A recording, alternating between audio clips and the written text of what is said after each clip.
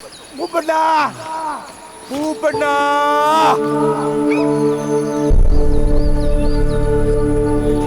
വരട്ടെ വരട്ടെ.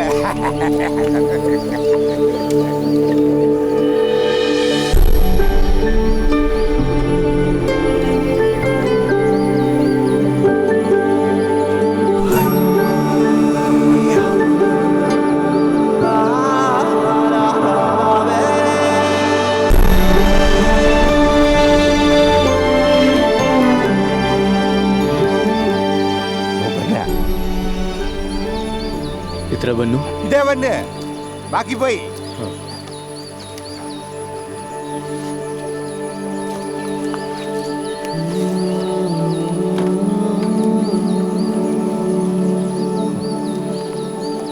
Come this way.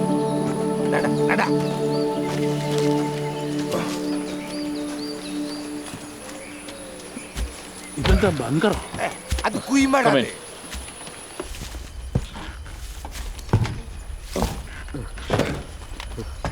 Oh, thanks.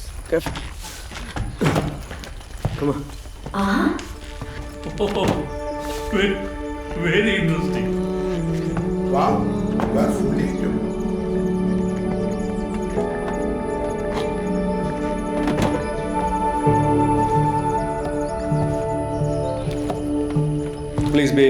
Please be comfortable.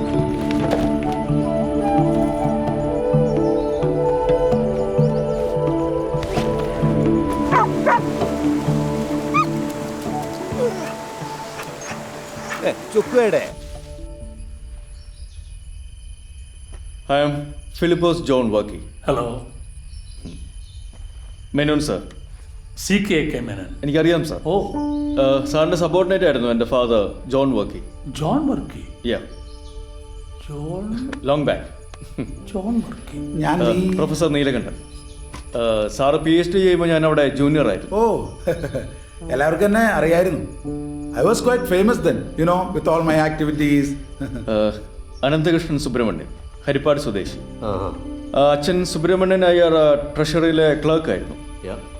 Child prodigy, SSLC first rank, 16-ാമത്തെ വയസ്സിൽ degree പാസ്സായി. 1992 നോബൽ ലോറേറ്റ് ഓല ജോർജിൻ്റെ കൂടെ സൂപ്പർ ആസിഡ്സിനെ കുറിച്ച് പേപ്പർ പബ്ലിഷ് ചെയ്തു. മധുമിത കൃഷ്ണൻ. മധു. അച്ഛൻ കൃഷ്ണകുമാർ മെഷീൻ ടൂൾസ് കമ്പനിയിലെ ചീഫ് എഞ്ചിനീയർ. അമ്മ മമത ബക്കറി, പൂനെക്കാരി. ഒരു സിസ്റ്റർ ഉണ്ടായിരുന്നു.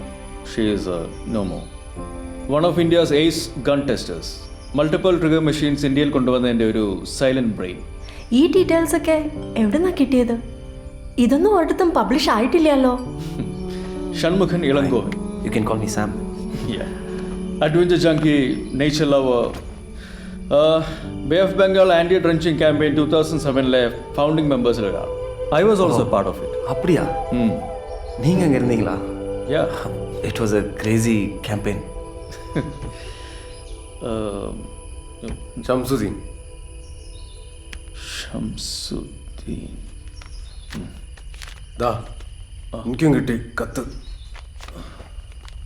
ഓ ഓ ഓ ചെർപ്പുളശ്ശേരിയിലെ the famous street magician, the great Indian mango tree act ചെയ്യുന്നയാൾ. അത് തന്നെ. അപ്പോൾ തനിക്ക് മാജിക് ഒക്കെ അറിയാലേ? ഓ, താനാണ് ആ വട്ടനല്ലേ? വർക്കി പറഞ്ഞിട്ടുണ്ട് അയാളുടെ വട്ടും അമ്മയുടെ പാട്ടും ചേർന്ന ഒരു സഞ്ചാരിയായ മകനുണ്ടെന്ന്. തന്നെ പറ്റി എന്തൊക്കെയാ ഇവര് പറയുന്നറിയോ? സർവൈവലിസ്റ്റ്, സൗണ്ട് എഞ്ചിനീയർ, തൻ്റെ ഓരോരോ എക്സ്പീരിയൻസസ്. മേനോൻ സാറ് പറഞ്ഞത് എല്ലാം ശരിയല്ല. ബ്ലോഗിൽ കുറേയൊക്കെ ഫിക്ഷണലൈസ്ഡ് ആണ്.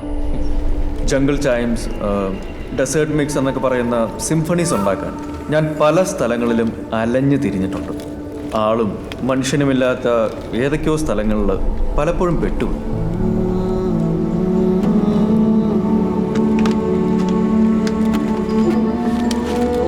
കുടിക്കാൻ വെള്ളം പോലും കിട്ടാതെ വന്നു. പക്ഷേ ആ ട്രാപ്പിൽ നിന്നൊക്കെ രക്ഷപ്പെടാൻ വേണ്ടി ഏത് എക്സ്ട്രീം വരെയും ഞാൻ പോവുമായിരുന്നു.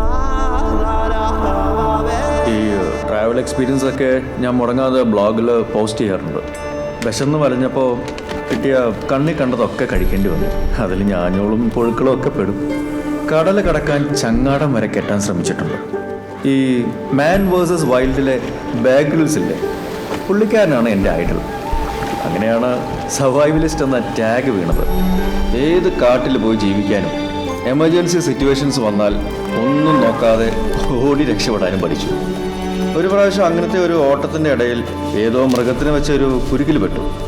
അവിടുന്നാണ് മലവേടനെ പരിചയപ്പെടുന്നത്.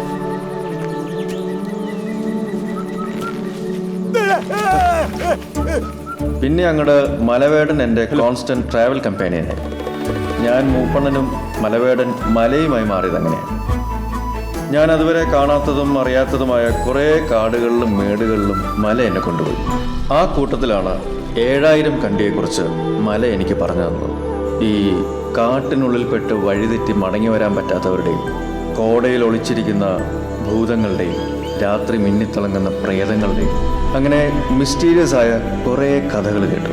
പിന്നീട് എൻ്റെ മേലെ അത്രയും ഒരു കോൺഫിഡൻസ് ആയ ശേഷമാണ് മല എനിക്ക് ഈ 7000 കണ്ടിയിലേക്കുള്ള സുരക്ഷിതമായ വഴികൾ കാണിച്ചു തന്നതും ഇവിടുത്തെ പല ഹിഡൻ സീക്രറ്റ്സ് പറഞ്ഞു തന്നു.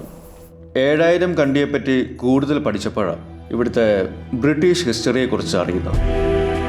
149 കൊല്ലങ്ങൾക്ക് മുമ്പ് ഊട്ടി, സിലോൺ, ഡാർജിലിംഗ് ഒക്കെ ഈ ചായത്തോട്ടങ്ങളായി മാറിക്കൊണ്ടിരുന്ന കാലത്താണ് പരുന്തുമുടി എന്നറിയപ്പെട്ടിരുന്ന ഈ പ്രദേശം ബ്രിട്ടീഷ് കമ്പനിയായ ലോർഡ് ലിവിങ്സ്റ്റൺ ട്രേഡിംഗ് കമ്പനി ശ്രദ്ധിച്ചത്. നിങ്ങൾ വരുന്ന വഴി അതിൻ്റെ ഫൗണ്ടേഷൻ സ്റ്റോൺ കണ്ടു കാണും അല്ലേ? മാഞ്ചസ്റ്റർ.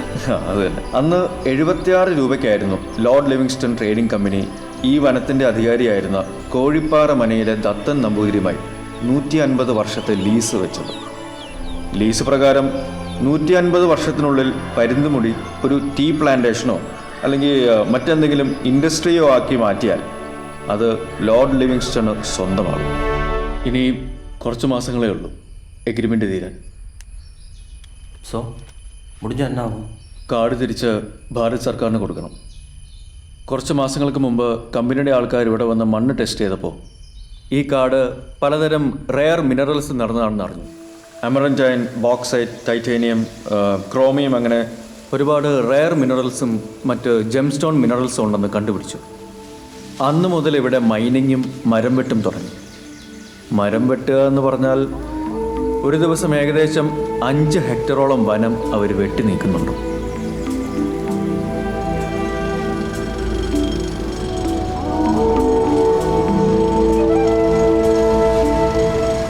അതിനെക്കുറിച്ച് കൂടുതൽ അറിയാനാണ് ഞാൻ സുപ്രീം കോർട്ടിലെ എൻവയൺമെൻറ്റ് ഇഷ്യൂസ് ലോയർ വേണുഗോപാലിനെ കാണാൻ പോയത്.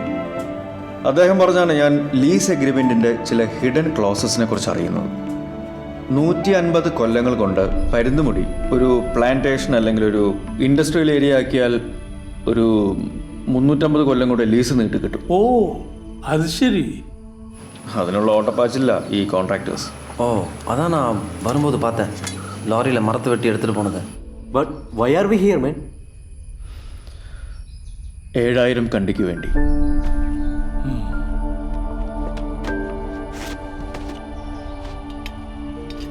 വരുന്ന വഴിക്ക് വേടം പറഞ്ഞിരുന്നു ഈ 7000 കണ്ടി എന്ന് പറയുന്നത് ഒരു ഗ്രാമമല്ലേ?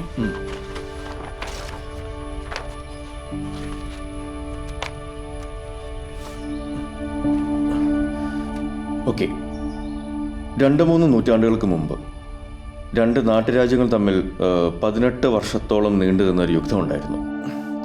ഇവിടെയാണ് നിങ്ങൾ കണ്ട ലോർഡ് ലിവിങ്സ്റ്റൺ എന്ന ബാനർ. അന്നത്തെ അടുത്തടുത്ത 2 നാട്ടുരാജ്യങ്ങളായിരുന്നു സിംഗാന ഗൗളയും കോണച്ചേരി നാടും. ഈ നാട്ടുരാജ്യങ്ങൾ തമ്മിൽ കുറേ കാലം നീണ്ടു നിന്ന യുദ്ധത്തിലായിരുന്നു. എല്ലാ തരത്തിലും നാശം മാത്രം ഉണ്ടാക്കിയ ഒരു യുദ്ധം.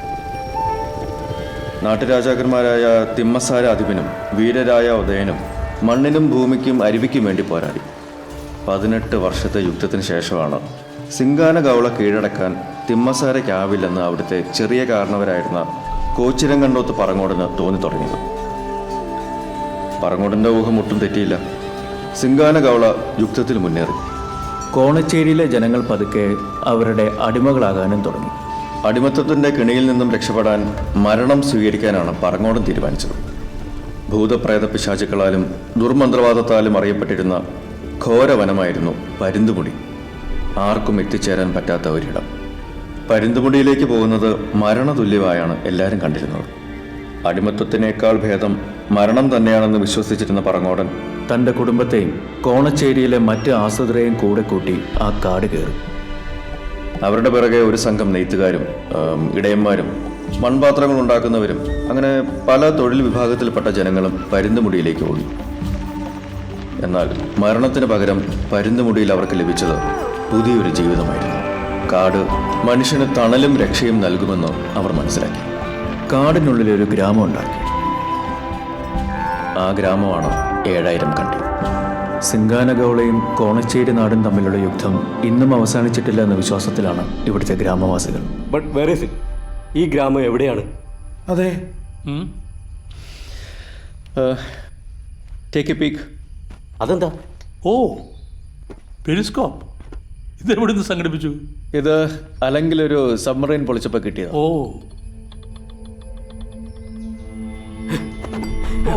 ഇയാളും എന്താ അത്? Yeah, come on.